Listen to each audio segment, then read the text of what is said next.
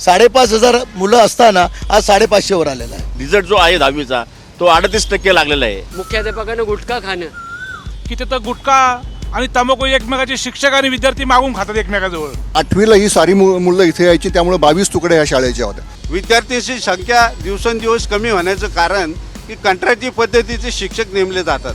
आणि येणारे जो टीचर वर्ग आहे यांचं म्हणजे बिलकुल येतात, फक्त आपलं टाईम म्हणून टाकतात, पाट्या टाकल्यासारखे टाकतात आणि निघून जातात. 10वीमध्ये 68 विद्यार्थी बसले, 34 पास झाले. मुख्याध्यापक म्हणतात 34 विद्यार्थी पास झाले. मी म्हणलं मुख्याध्यापक सर तुम्ही 34 नापास झाले याच्यावर काय बोलत नाही. पुणे महापालिकेची नेताजी सुभाषचंद्र बोस शाळा वाचावी, या शाळेची परिस्थिती सुधारावी यासाठी या शाळेचे हे माजी विद्यार्थी आंदोलनाला बसलेत. असं माजी विद्यार्थ्यांकडून शाळा वाचवण्यासाठी केलं जाणारं कदाचित हे पहिलंच आंदोलन असावं.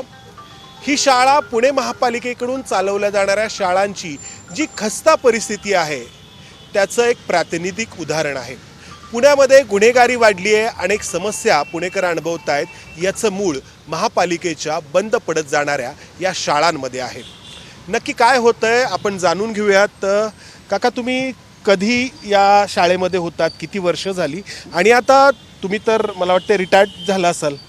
मी 1969 साली त्या शाळेमध्ये होतो आणि 1972-73ला शाळेतनं मी निवृत्त झालो, म्हणजे 11वीची परीक्षा देऊन निघालो.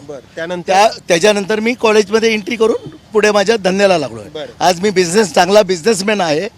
माझा चांगला बिझनेस आहे, कंस्ट्रक्शनचं काम आहे, कापडाचं दुकान आहे आणि सामाजिक काम करतोय. आता माझं वय जनरली आता 72 वय चालू आहे.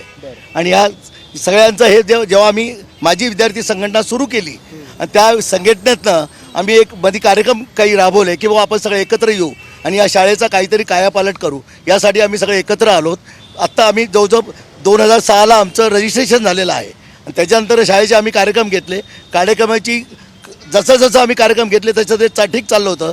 पण या मागच्या 5-10 वर्षामध्ये शाळेची जी उतरता काळा लागली ती एवढी उतरता काळा लागली की 5,500 मुलं असताना आज 550वर आलेलं आहे. आणि त्यावेळेचे आमचे रिझल्ट जर पाहिले तर 80-90% आमचं कायम होतं. जवळजवळ आमचे शाळेचे विद्यार्थी आणि त्याच्यात असंही नव्हतं की एका जातीचे, सर्व जाती धर्माचे होते. गरीब होते, श्रीमंत होते, सगळे होते, पण आम्ही एकोपाने राहत होतो आणि त्याच पद्धतीने आजही राहतो. यामध्ये आमचे मोठे अधिकारी झालेत, भारताचे अधिकारी झाले, महाराष्ट्राचे अधिकारी झाले, समाजावर काम करणारे झाले, कॉर्पोरेशन झाले, आमदार झालेत, आमच्या शाळेतनं झाले, डॉक्टर झालेत, वकील झालेत, जे मोठे मोठे पदावर आहेत. अशा या आणि नेताजी शाळा जी शाळा आहे ही पुण्यामध्ये सर्वात नावाजलेली शाळा अशी होती ही.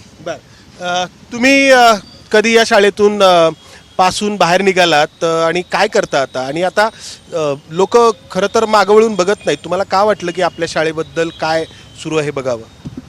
मी अविनाश टिंगरे 1984 साली ह्या शाळेतनं बाहेर पडलो 10वीपासून.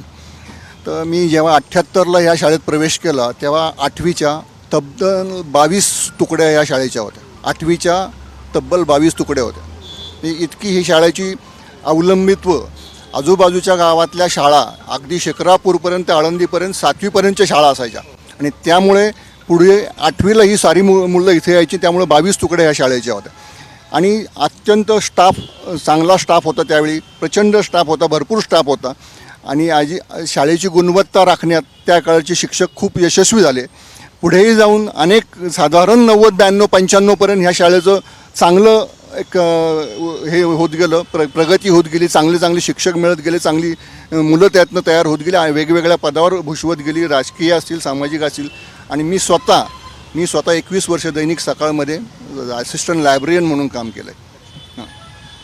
तुम्ही कधी होतात या शाळेमध्ये आणि आता नक्की काय होतंय? तुमच्या वेळची शाळा आणि आत्ताची शाळा काय फरक पडला? मी 1974 ते 76पर्यंत होतो. 77ला 10वी पास आउटून बाहेर पडलो. आणि आता सध्या शिक्षकांचं म्हणजे कसं, शिक्षण जास्त मुलांना मिळत नाही. त्यामुळं ह्यावेळेस रिझल्ट जो आहे 10वीचा तो 38% लागलेला आहे.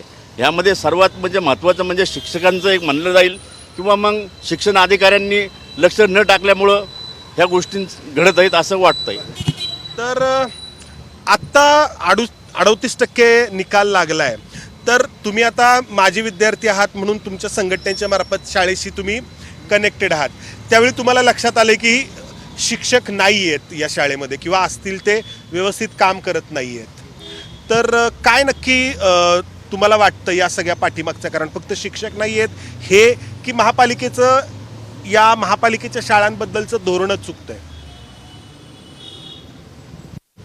नेताजी सुभाषचंद्र बोस ही शाळा ही पुण्यातली एक नावाजलेली शाळा होती आणि पुरेशी शिक्षक संख्या नसल्यामुळं आणि अधिकाऱ्यांचं पूर्ण दुर्लक्ष याच्यामध्ये असल्यामुळं महानगरपालिकेचं कोट्यवधी रुपयाचं बजेट याच्यावरती खर्च होते, ते वेस्टेज होतं असं आम्हाला वाटतं.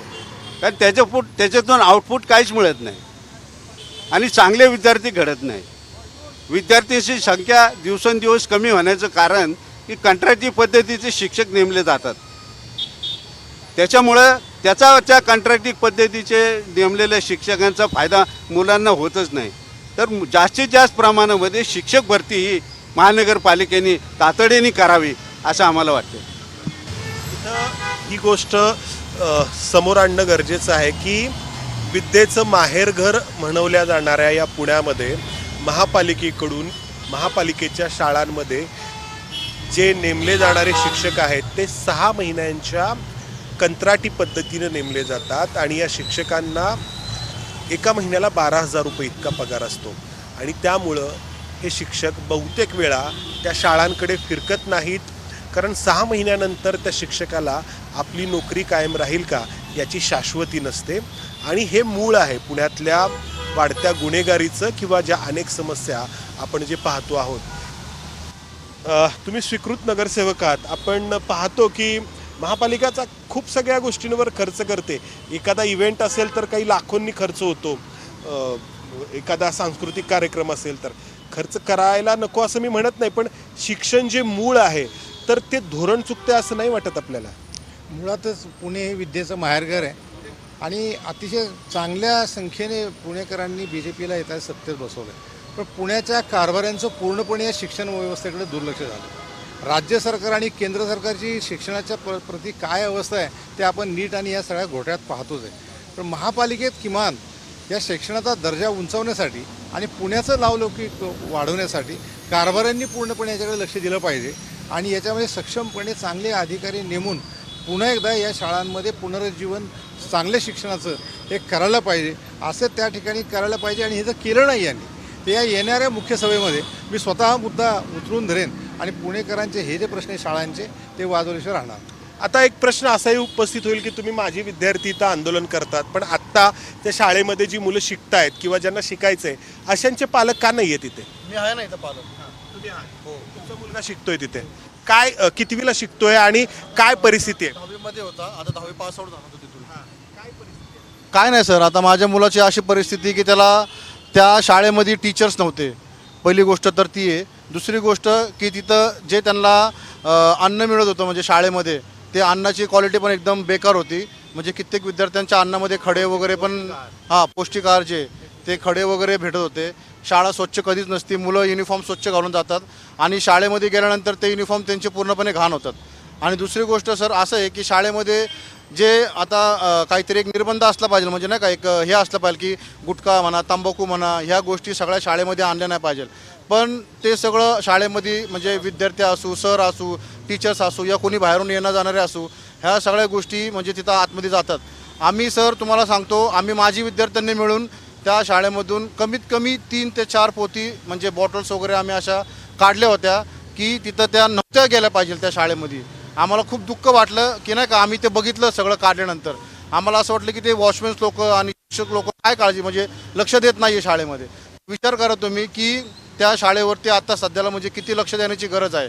टीचर्स नाही आहेत विद्यार्थ्यांवरती, म्हणजे आता जी विद्यार्थ्यांची पटसंख्या कमी झालेली आहे त्याच्यावरती पण त्यांना बोललं, त्यांना काही घेणं देणं नाही आहे, कुणालाच काही घेणं त्यांना. Thank you sir. जे काही तरुण मुलांमध्ये किंवा अगदी जी वयात आलेली आहेत जी नशा वाढते वेगवेगळं, हे कारण आहे तुम्हाला वाटतं? येरळच्या पंचक्रोशीमध्ये जे गावं आहेत वडगाव शिरी, लोगाव, धानोरी किंवा विश्रांतवाडी ह्या भागातून सगळे विद्यार्थी त्या शाळेत याचे शाळेचं प्रमाण खूप मोठं होतं. पण दर्जाहीन शिक्षक, दर्जा नसलेली, कारण ते आता सांगितलं की तिथं गुटखा आणि तंबाखू एकमेकाचे शिक्षक आणि विद्यार्थी मागून खातात एकमेकाजवळ. ही खरी परिस्थिती आहे. दारूच्या बाटल्या वगैरे आम्ही मध्ये साफ केल्या आणि ह्याचा परिणाम आता आमच्या येरवडे परिसरामध्ये झाला. तिथे एवढी मोठी प्रचंड गुन्हेगारी वाढलेली आहे, कारण मुलं शिक्षण नाही त्यांना, आणि गुन्हेगारीचं प्रमाण आज येरवड्यात एक तर भयानक आहे. मला वाटतं संपूर्ण महाराष्ट्रात 1 नंबरला गुन्हेगारीचे आज आहे, आणि त्याला मुख्य कारण हेच आहे. 1 किंवा 2 नंबर असा प्रश्न नाही, गुन्हेगारी अख्ख्या पुण्यामध्येच आहे. आणि फक्त ही एकमेव शाळा नाही, अख्ख्या महापालिकेच्या शाळा सगळ्या बघितल्या ना ह्या अशाच अवस्थेला आहेत. तुम्ही महापालिकेच्या अधिकाऱ्यांशी बोललात तर काय प्रतिसाद आला किंवा आला नाही? माझं नाव सुनील भोपळे, नेताजी सुभाषचंद्र शाळेचा मी 93-94ला 12वी पास झालो आणि आत्ता सध्या मी विप्रो कंपनीत ॲज अ प्रोग्राम डायरेक्टर म्हणून काम करतो. या शाळेने मला, आमची शाळा ही आज सगळे माझे विद्यार्थी जमले आहेत आणि ही शाळा आमचं हे दैवत आहे, विद्येचं माहेरघर आहे. या शाळेने असंख्य विद्यार्थी घडवलेत आणि ते आज जगभरात काम करत आहेत. तर आम्हाला महानगरपालिकेकडून अशी अपेक्षा आहे की त्यांनी शाळेकडे लक्ष द्यायला पाहिजे. त्या शाळेत येणारे विद्यार्थी हे नक्कीच आर्थिकदृष्ट्या दुर्बळ आहेत, तर त्यांच्यासाठी जी लागणारी योग्य ती मेहनत त्यांनी घेतली पाहिजे, त्याचा पाठपुरावा केला पाहिजे आणि कशा पद्धतीने पुन्हा एकदा शाळेला पूर्वीचं वैभव आणता आलं पाहिजे यासाठी प्रयत्न केले पाहिजेत. पण ते कुठेतरी होताना दिसत नाही आहे. कुठेतरी शाळेचं प्रायव्हेटीकरण, खाजगीकरण करण्याचा एक प्रयत्न या माध्यमातून, महानगरपालिकेच्या माध्यमातून किंवा स्थानिक काही कार्यकर्त्यांच्या माध्यमातून करण्याचा प्रयत्न होत आहे असं दिसून येतं आहे. आणि कुठेतरी याच्यावरती या आपल्या माध्यमातून याच्यावर वाचा फोडली पाहिजे. खाजगीकरणाचा मुद्दा उपस्थित केला. पुणे महापालिकेच्या शाळा या खाजगीकरणाच्या दिशेने नेल्या जात आहेत. नुकतीच एका शाळेबद्दल नुकताच निर्णय घेण्यात आला आणि जाणीवपूर्वक हे होतं आहे का? कारण ती शाळा, त्या शाळेची जागा, इमारत ही सगळी मालमत्ता जी आहे ती काही कोटी रुपयांमध्ये जाते. मात्र मुद्दा आहे की शिक्षण जे आपल्या घटनेनी एक मूलभूत अधिकार म्हणून गणलं गेलं, ते आज खाजगीकरणामध्ये एक वस्तू झालेला, एक सेवा झालेला आहे. ज्याला परवडेल त्यांनी घ्यावं, ज्याला नाही परवडणार त्यांनी त्याचं बघावं, अशा प्रकारचं एक अलिखित धोरण आहे. काय वाटतं तुम्हाला त्याबद्दल, की परवडणाऱ्यांनी शिकावं किंवा त्यांच्याच मुलांनी? मी 1974-75 साली आमच्या वेळी 11वी मॅट्रिक होती. 11वी मॅट्रिकला मी त्यातून 75 साली मॅट्रिक पास झालेलो आहे आणि त्यावेळेस गुणवत्तापूर्ण शिक्षण असं मिळत होतं की विद्यार्थ्यांचा आणि शिक्षकांचा सुसंवाद असायचा. आम्हाला जर काय वाटलं तर आम्ही विचारू शकत होतो. आणि शिक्षकसुद्धा अशा दरारा असलेले शिक्षक होते की ज्यांच्याबद्दल आदरयुक्त भीती होती. सर आले म्हणून आम्ही व्यसनाचा विषयच नव्हता त्यावेळेस, पण शिक्षणावर लक्ष असणारे विद्यार्थी आणि शिक्षकांचं विद्यार्थ्यांवर लक्ष असायचं, असा तो आमच्या वेळेसचा काळ होता. आणि शिक्षकसुद्धा चांगले दर्जेदार शिक्षण देणारे होते.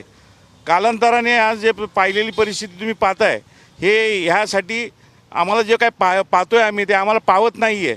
म्हणून या आंदोलन आम्ही करण्याचा मागचा की पुढची पिढी चांगली सुशिक्षित व्हावी, शिक्षित व्हावी, चांगल्या प्रकारे त्यांना नवनवीन शिक्षण तंत्रज्ञान मिळावं, हा आमचा ह्या मागचा उद्देश आहे.